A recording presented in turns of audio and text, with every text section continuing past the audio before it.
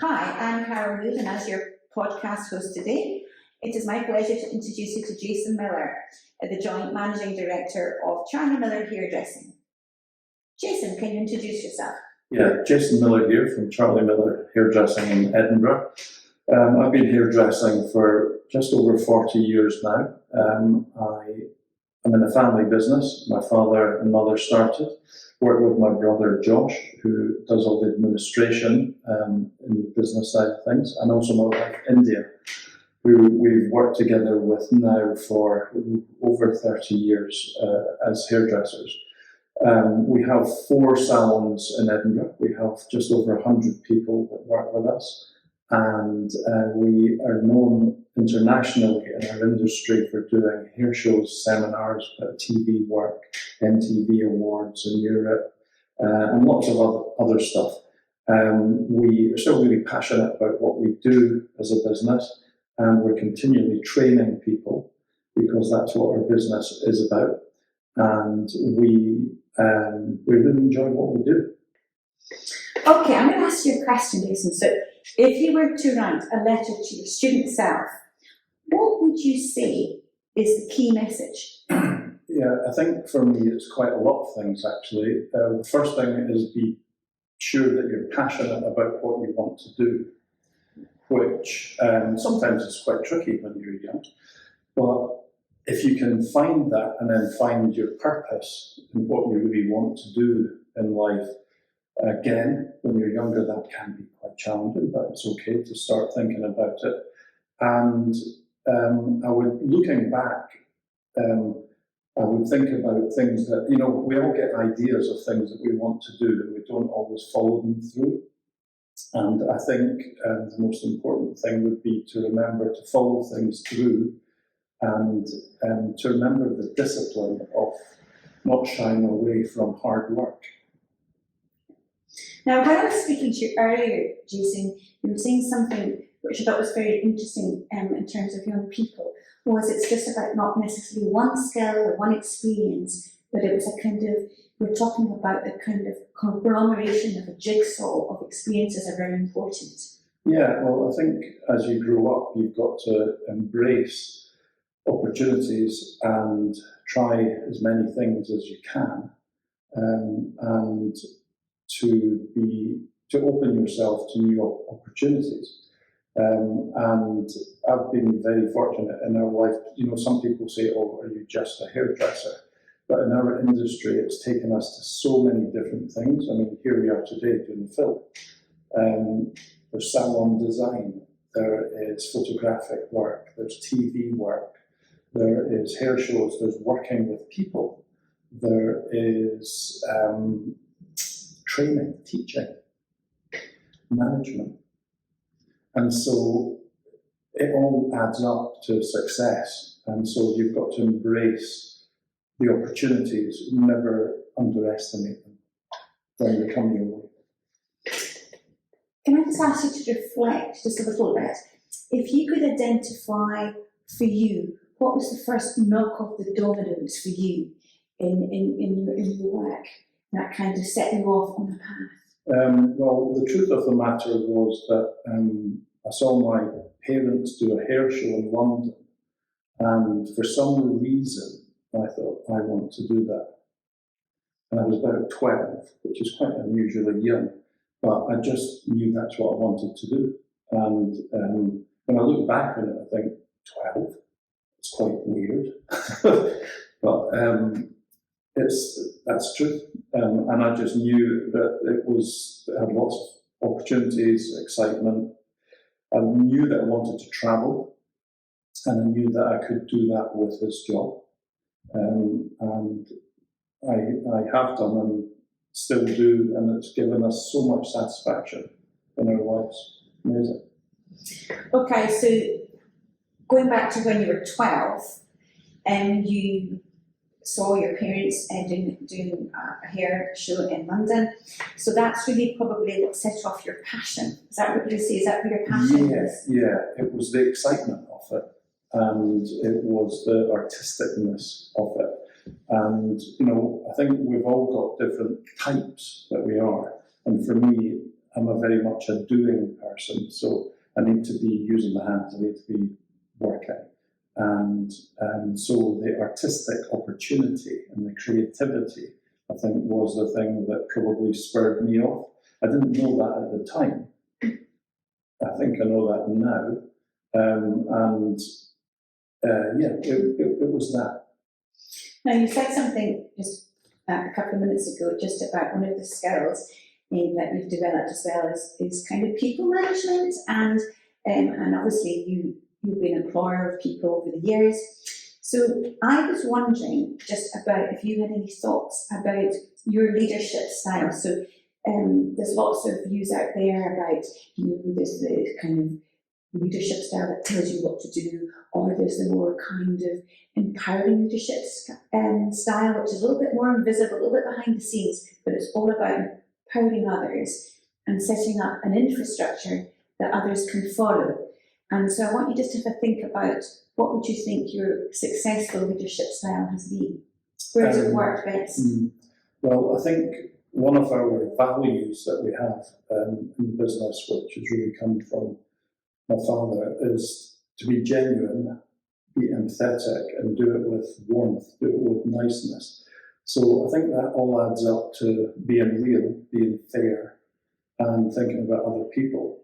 And if you put yourself on other people's wavelength, then you've got to tune into them to make sure that things are working. And when things work harmoniously, then everybody gets on. Now, the tricky thing about that is you've got to continually keep working on it all the time, because it keeps changing. You don't fix it. It never gets fixed. It's organic then. It's organic, but people are people. And so you're always going to have new people, and everybody's always learning. So it's a bit like if it's the same as being a student at university or whatever you do, you've got to keep working on yourself, but you've got to keep considering others. And I think when we do that, that's when a team works really well. Thank you. Okay, I want you to now switch to on a business side. I want you to have a little think about what success means to you. What does success mean in a business sense to me? I think it means, again, a number of things. I think foremost is make sure that, again, it's harmonious and everybody's happy and everybody's enjoying it. So first of all, the team's got to enjoy it. I've got to enjoy it. The clients have got to enjoy it. Everybody that's involved has to enjoy it. Otherwise, why would we want to do it? And then obviously, there's, from a business point of view, there's the financial side of things. It doesn't matter what we think, we've all got to make sure that our business works. So you've got to have the nitty-gritties in place.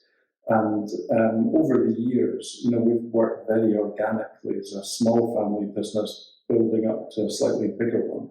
And I think the systems that are in place in relation to, again, going back to the discipline of systems, which, to be quite honest, folks, is not my forte, but I know it's really, really important. So I come from more of an artistic side of things.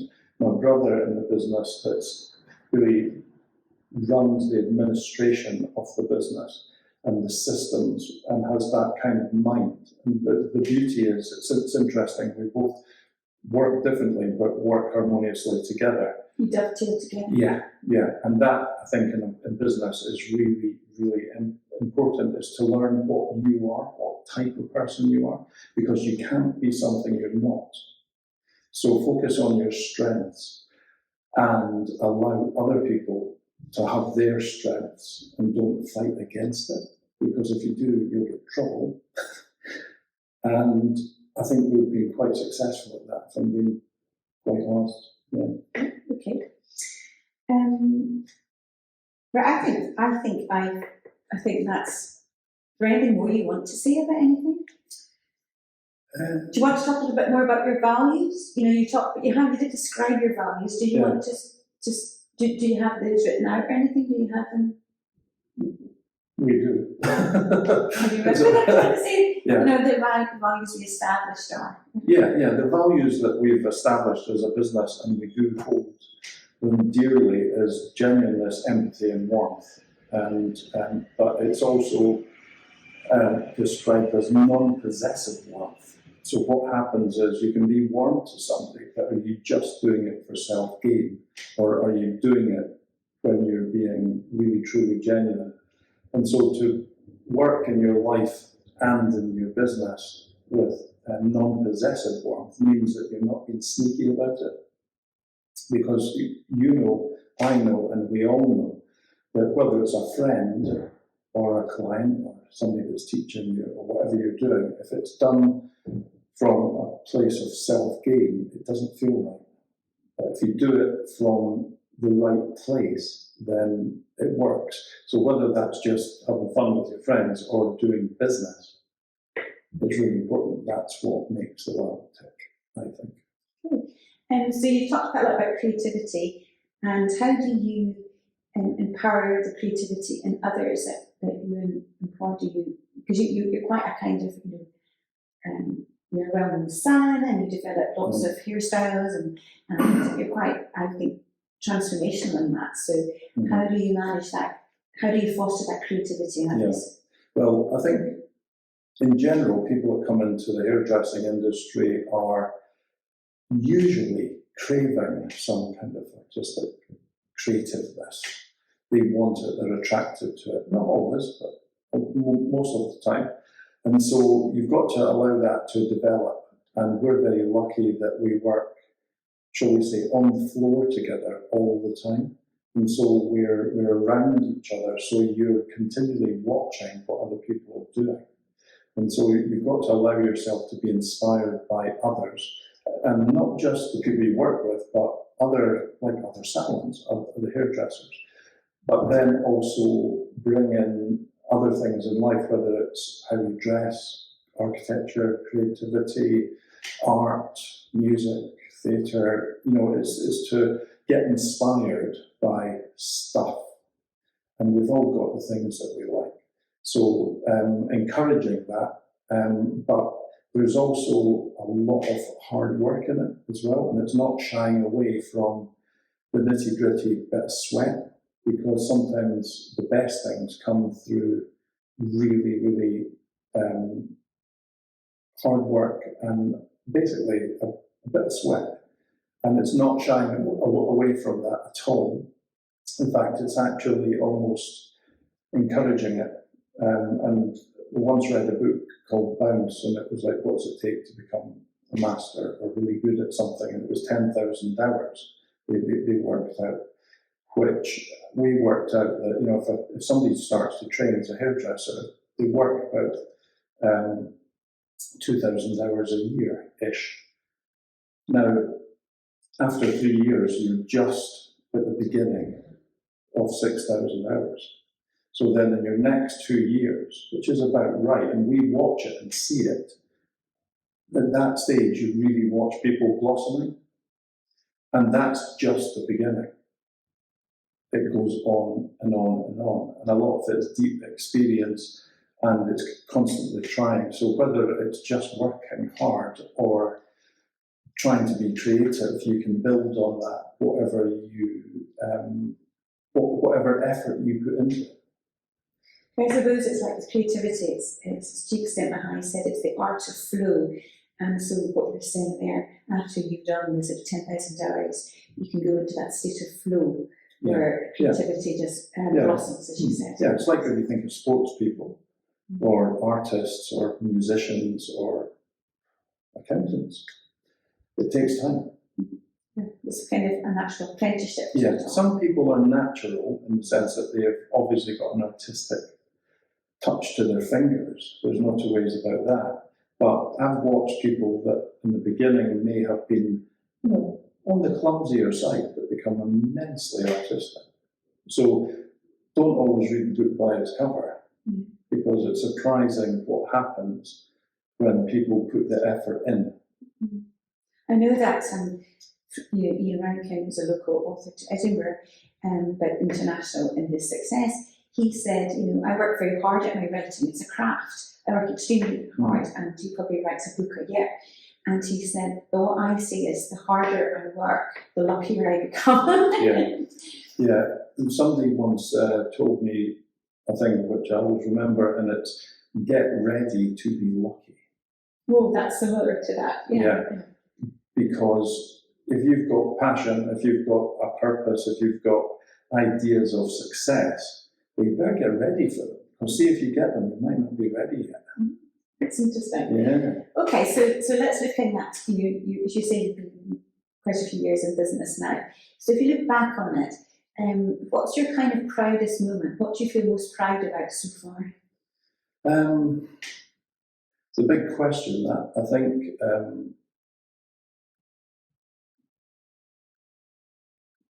it's still being here, I suppose, as a family business.